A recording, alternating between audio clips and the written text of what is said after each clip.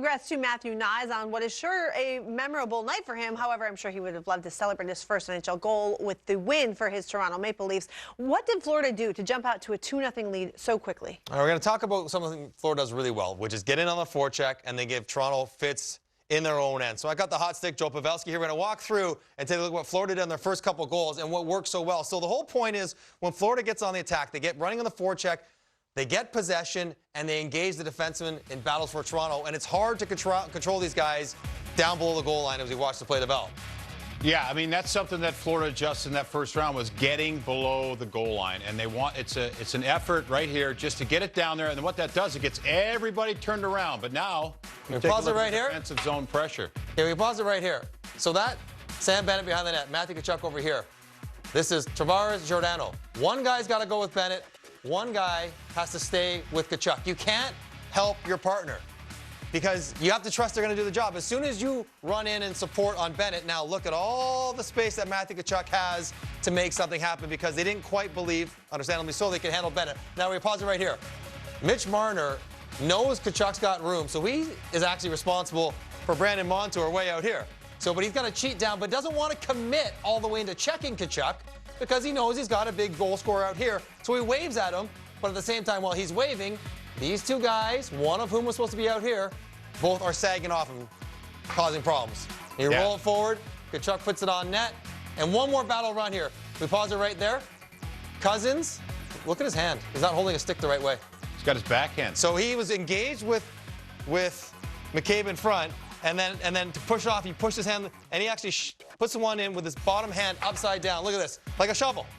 Roll it forward. That's brilliant. Beautiful. Wrong way. There's a whole bunch of like little battles won in tight spaces. One more look at it, Jody, from behind the net. Yeah, and this is a good play here, and you can see Bennett. These guys automatic in front of the net, but that's a release to back here in the battle. Now, if we stop it here, as you mentioned, two guys here below the goal line, and this is where it gets confusing. It's great support, and this is something we talked about earlier, is the trust these players have with each other.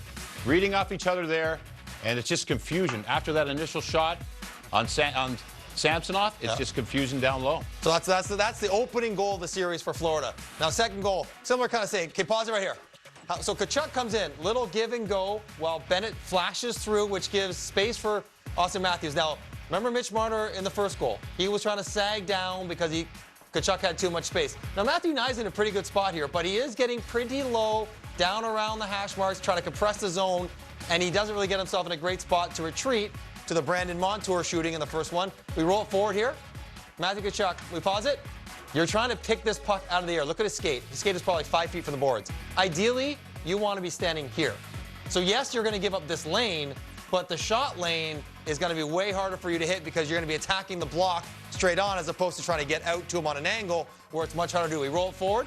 He tries to get a good job recovery. The stick gets a piece, then a couple different pieces, ends up in the back of the net. Yeah, and that's a young mistake because you get puck watching sometimes in the defensive zone and you creep out of position and you lose that thought of keeping your defenseman in check. So Knies is right here. If we stop it here, see, if we back it up just a little bit, right here, he's just thinking about the front of the net where he's got to be more open maybe in this area. That's it. So he can see his defenseman and the play below him. Yeah. Now he gets on the outside, and that's how quick that lane opens up for the shot. Not much time and space, and as he recovers, you can see what happens. All right.